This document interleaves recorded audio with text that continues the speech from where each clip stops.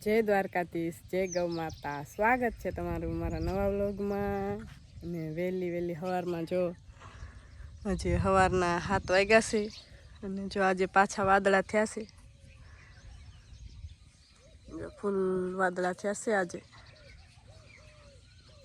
અને આપણે જો દેવાની છે ગાયની રોટલી અને કૂતરાને, તો આપણે રોટલી લઈ લઈએ હવે. ગાયને દી આવી, આ કૂતરાને કાંઈ મેકી દઈ. આલે એક તારી ઓ ફટી. જો કૂતરું તો ખાવા માંડ્યું છે અને આપણે ગાયને દઈ દઈ. તો જો આપણે ગાય પાસે આવી ગયા છે ને ગાયને પણ રોટલી દઈ દઈ. ખાવી છે ને નંદુ? હે મારી નંદુ એવાય છે રોટલીની. કા આલે ખાઈ જાઓ. અને અમને સારા આશીર્વાદ દેજે કે તારા જેવી સારી સારી ગાયો અમારી પાસે હોય હો, એવા આશીર્વાદ દેજે અમને. તો આપણે જો એકવાર નીણ કરી નાખી હતી સવારે અને ખાણ પણ દઈ દીધા છે. આ બાજુ જો બધી પાડીયું ખાય છે અને આપણી બંસી પણ ખાય છે. બંસી તાર રીટા હોકારો દેશે. હે રીટા? રીટાને તો હોકારો દેવો જ પડે. રીટા મારી રીટાએ બહુ ડાય છે. કા બંસી? એ બંસી. બાકી જો આ બધી પાડીયું ખાય છે. અને સૂર્યનારાયણ પણ આજે સરખા દેખાતા નથી, વાદળા એટલા છે તો. અને આ બાજુ જો એક ઝાડ છે અમારે. આ ઝાડને તમે શું કહો છો એમને કોમેન્ટ કરજો કોમેન્ટમાં કહેજો કે આને શું કહેવાય. અમે તો આને ગુંદી કહીશી ને જો અત્યારે કેટલા એમાં ફળ લાગ્યા છે, ફૂલ જો.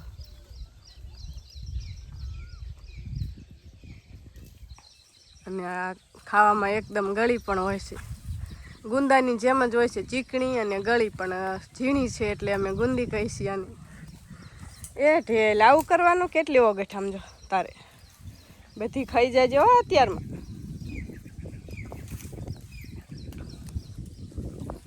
તો આપણે હવે ગાયને અને કૂતરાને રોટલી દેવાઈ ગઈ છે. આપણે થોડીક પંખીને ચણ નાખી દઈ અને પછી આપણે સિરાઈ લઈ. ચા તો પી લીધો છે પણ પછી સિરાઈ લઈ આપણે.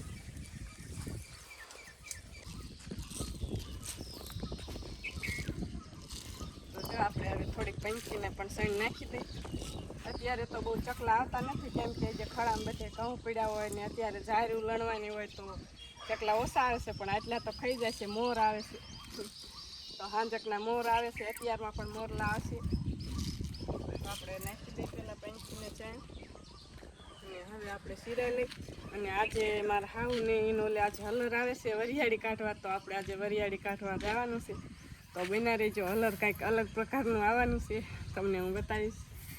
તો આપણે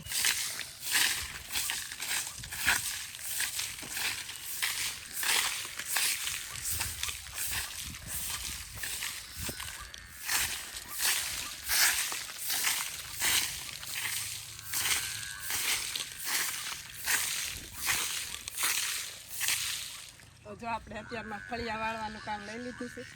અને વડલો છે તો આવા પાંદડા રોજાને ખરે એટલે આપણે સવારમાં જ તે સાફ સફાઈ બધી કરવી પડે છે. પાયો તો મસ્ત છે પણ પાન ફર્યા રાખે એટલે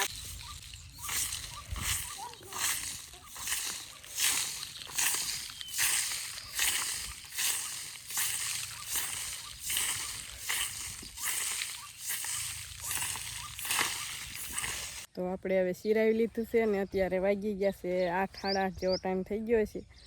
અને આપણે હવે ઝાડના પૂળા વાળવા જવાનું છે. પણ એક આ આંકડો તમને બતાવી દઉં. જો આ છે સફેદ આંકડો.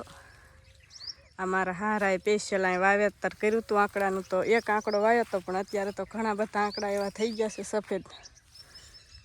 અને આ આંકડાનું આપણે ઓર્ગેનિક ખેતી માટે આંકડો બહુ ઉપયોગી છે. અને આપણા શેઠે પાળે આ આંકડા તો હોવા જ જોઈએ. આ આંકડો આમ કટિંગ કરી અને બેરલમાં રાખી દેવાનું. 15 દિવસ સુધી બેરલમાં રહે તો પછી એનું પોટાશ ખાતર બની જાય છે. આની ડાળીમાં સ્પેશિયલ પોટાશ જ હોય છે. હું ક્યારેક એનો સ્પેશિયલ વિડીયો બનાવીશ. તો હાલો હવે આપણે જાય પૂળા વાળવા. જો જાનવીન પપ્પા તો વાળે છે. તો આપણે પડામાં પગી ગયા છે અને આ જો 2 હરિયા આપણે વાઢ્યા હતા એના જો પૂળા વાળીને ઝારવાની છે. ને આ એક હરિયું આપણે લીલું ગાયોને ખાવા માટે રાખ્યું હતું. અને આમાં આપણે જો સીમડી ફૂટાડી છે. તો જો આ મસ્ત ફૂટી ગઈ છે. એક પાણ પાયું છે ને આવડી થઈ ગઈ છે. અને આ એક આટડી આપણે રાખી છે ગાયોને ભેંસો માટે લીલો ચારો રહે એટલા માટે. આપણે એક પડું આ બાજુ છે એમાં જો નીકળવા માંડી છે. એ પછી સુકાઈ જાય તો આમાં આપણે લીલું રહે એટલા માટે આપણે આ સીમડી ફૂટાડી છે. અને સીમડી તમારે કેવી થાય છે એ અમને કોમેન્ટમાં કહેજો. ને અમે જો પહેલી વખત ફૂટાડી છે. અને હવે આપણે જઈ પૂળા વાળી લઈ. સૂર્યનારાયણ પણ હવે દેખાણા જો. તો ફાઇનલી મિત્રો હવે આપણે હલર આવી ગયું છે. જો શેઠે પહોંચી ગયું છે હલર. અને આપણે આજે કાઢવાની છે વરિયાળી. તો જો આવી રીતે વરિયાળીના પાથરા કરેલા છે. અને આ બાજુ જો મારા હાવું અને એક મારી દેરાણી જો ભેગા કરે છે પાથરા. કેમ કે અહીંયા માર્ગ કરવાનો છે પછી. અને આ હલર કંઈક અલગ છે. આપણે ભેગી કરવાની નથી વરિયાળી, ડાયરેક્ટ ઓરતી જવાની છે. તો બતાવીશ. તો જો આવી રીતે હાલતું જાય ને કાઢતું જાય છે. આપણે ભેગી નથી કરવી પડતી. પહેલાં તો આપણે બહાર હારવા પડતા પણ હવે હાલત અલગ છે. તો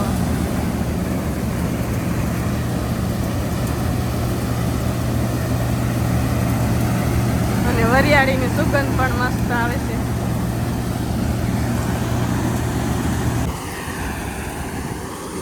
તો આપણે એક ભાગ નીકળી ગયો છે ને બીજો ભાગ હવે કાઢવાનો છે. અને આ બાજુ જો તલાવડી પડી છે આખી.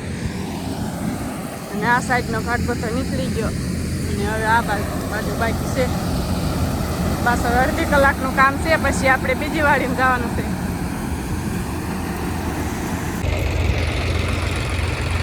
બોલો મિત્રો.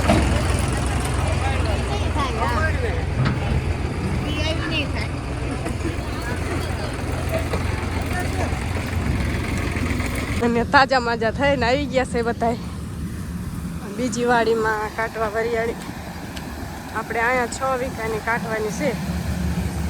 તો જો શરૂઆત કરી દીધી.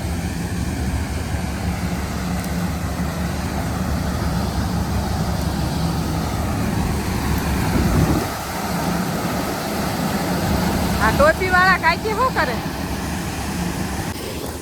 તો ફાઇનલી હવે સાંજના 4 વાગી ગયા છે ને આપણે જો વરિયાળી નીકળી રહેવા આવી છે. આપણે આમાં 1:30 વાગે ચાલુ કર્યું હતું ને જો આખું ખેતર હવે લેવાઈ ગયું છે. ખાલી પાથા જ દેખાય છે. અને હવે આ 2-4 પાથરા બાકી છે. પછી પૂરું હવે 6 વીઘાની હતી અને 1:30 વાગે ચાલુ કર્યું હતું. ને હવે આજ તો જો બધાને મેકઅપ થઈ ગયો છે વરિયાળીનો. અને આ છે મારા હાઉ. આજે બસ દેવા જાય ને 55 વર્ષની ઉંમર છે પણ આખો દિવસ અમારી હારો બધી મદદ કરી છે. આજે તો તડકો પણ ફૂલ હતો. તો બસ હવે આટલી વરિયાળી રહી આપણે આટલી કાઢી નાખીએ.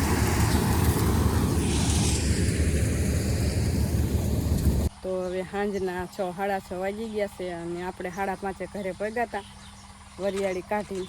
મારા દેરની એમની વરિયાળી આજે કાઢવા ગયા હતા. અને 5:30 ઘરે પહોંચ્યા. અને આપણે પછી ગાયોને ભેંસોને પાણી પાયા અને ઘાસચારો નાખ્યો. અને હવે એનું મિલ્કિંગ એક જ આપણે બાકી છે. અને આ બાજુ જો ગૌઅમૃતમ બેક્ટેરિયા જે આપણે આગળના વિડીયોમાં તમને બતાવ્યા હતા એ જો હવે તૈયાર થઈ ગયા છે. બતાવું તમને.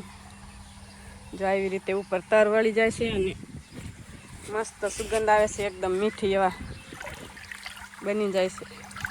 આ હવે આપણી જમીનમાં પાવા લાયક બની ગયા છે.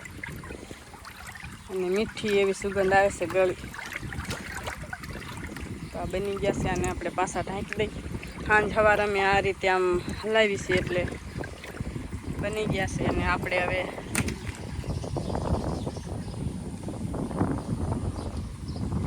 તો આપણે હવે મિલ્કિંગ કરી લઈ ગાયનું.